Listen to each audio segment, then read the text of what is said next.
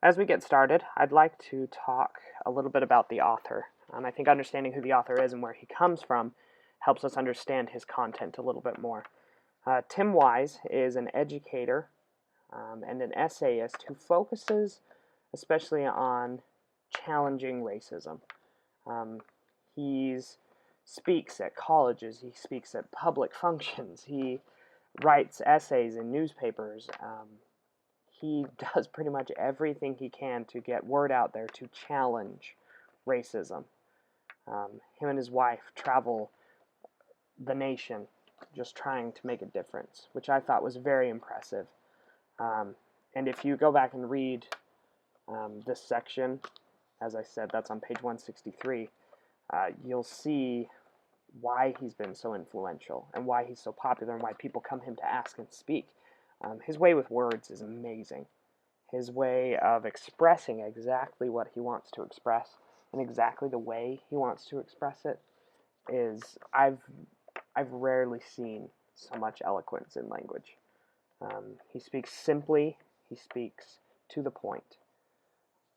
He's also the author of several books: Dear White America, Letter to a New Minority, Under the Affluence, Shaming the Poor, Praising the Rich, and Sacrificing the Future of America, Between Barack and a Hard Place. He has many other books too. White Like Me is one of them. He he's devoted his whole life to challenging racism. I think the most telling part of this is he is white. And that's kind of what he's talking about in this essay that he wrote. Is we always hear about anti-racist activists being black or being Latino or being from those ethnic minorities that are being challenged, but we rarely hear about white anti-racist activists. And that's the point he is trying to make in this essay, is that there are not enough of us, and what it's going to take for there to be more of us. The 2 points he makes that I want everybody to keep in mind, one more than the other, as I've had it bolded on the slide. The first one is being white means never having to think about it. What does that mean? I had a hard time understanding what that meant when I started reading it. It's not a concept that we're all very used to thinking about. It's not a concept that we're all used to understanding or paying attention to. It's a new concept. At least it was for me. The other one that I want everyone to think about is, what do you like about being white? He asks that question at the very first of the essay because it highlights the rest of the essay. The reason he asks this and brings these points up at the very first of his essay is that we all think of race as a minority issue. We see it as a problem faced by blacks, by Latinos, by Asians, by Indians, by Native Americans, by anyone from an ethnic minority that isn't getting treated correctly. We see it as African Americans getting profiled in the streets. We see it as somebody getting passed up for a job because they didn't have the right color of skin. We see it as all these different things that are disadvantages of being a certain race, and how wrong that is. We all tend to think that way, and that's how it's perceived by the general public, I feel. I personally think of it that way, which after reading this essay makes me feel silly almost, because even though it seems like that is the entire issue, even though it makes it seem like that's exactly what racism is, it's not. It's not the entire issue. It's only half of the issue. How often do we, as whites, think about how the color of our skin is going to affect us today. How many of you wake up in the morning and think, I really hope something bad doesn't happen to me today simply because I have white skin? How many of us think about the fact that somebody else may have got passed up for a job and we got a job because we have white skin and they didn't? How many of us think about the fact that our lives are, in many ways, extremely benefited by the fact that racism exists? We keep the power, we keep the benefits, we keep everything under our control by making sure that somebody else isn't.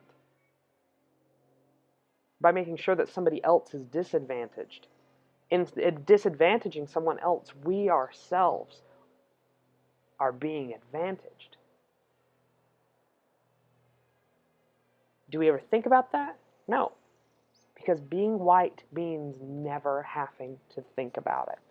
Being white means that we never have to wake up in the morning and think how our color is going to affect our lives. That's what being white means. Do you ever think about what you like about being white? We know we talk about what we don't like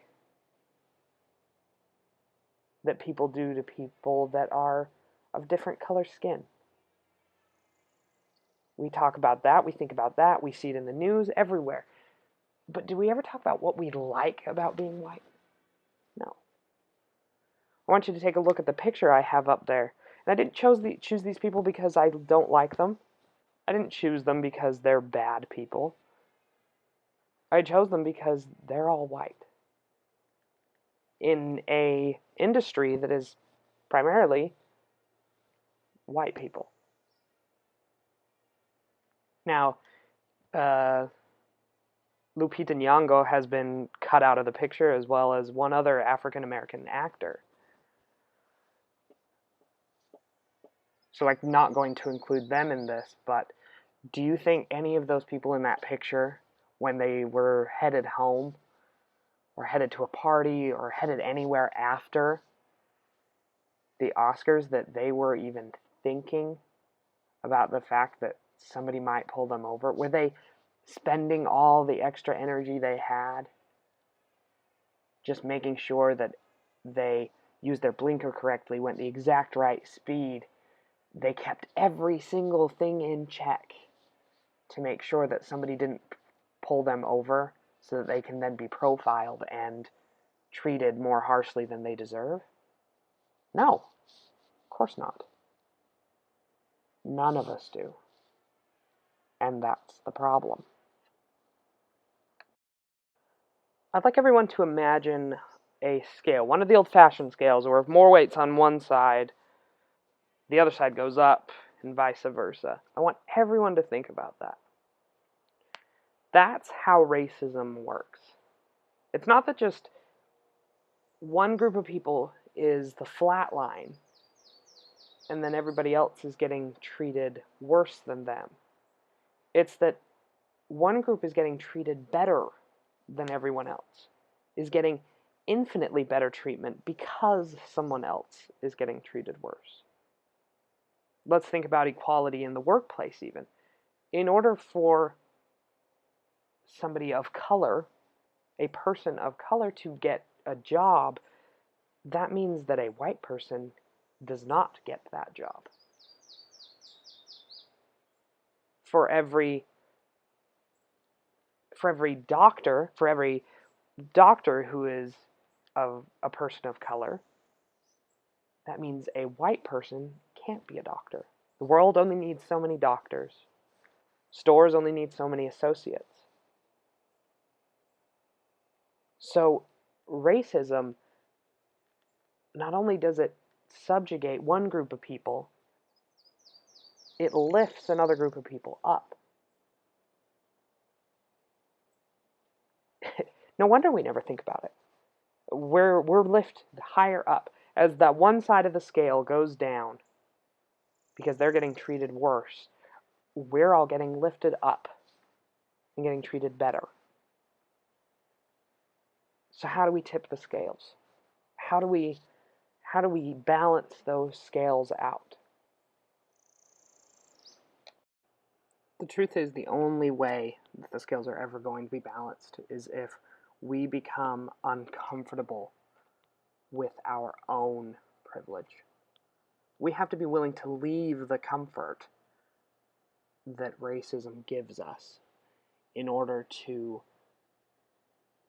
make it so that we can lift people up, so we can balance those scales. But inevitably, that means that we have to lose that edge.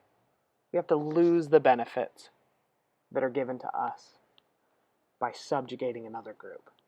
We have to start working together.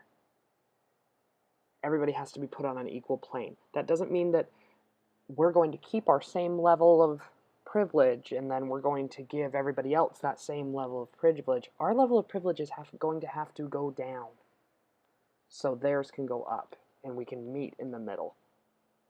And that's going to be uncomfortable. That's not going to be an easy thing to do for anyone. But it's worth it. Take a look at the picture on the slide. There are blacks, there are whites, and they're all marching together for the same thing.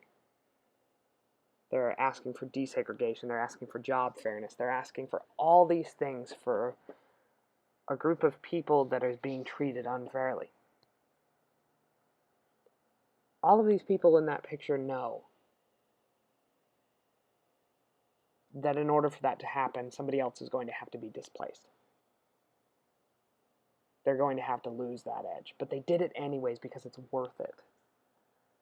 We need to come to a place where we all understand that. Where it's in our best interest to have everybody on an equal plane.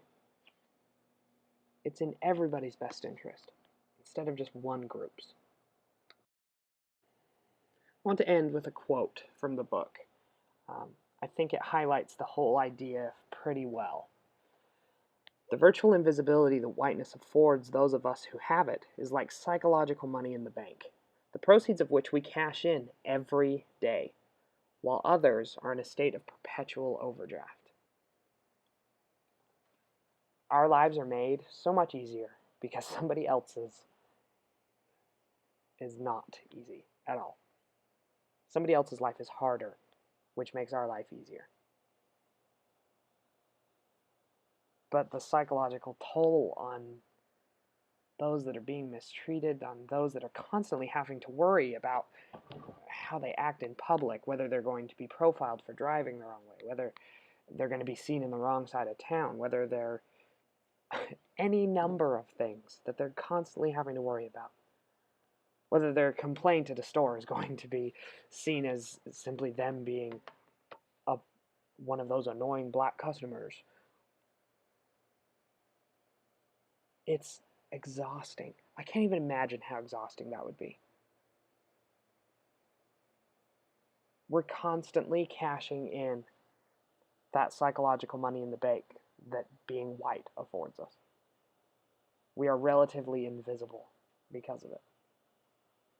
And that needs to stop. We're going to have to get out of our comfort zone. We're going to have to start actively fighting. We're going to have to get uncomfortable in order for there to be a change.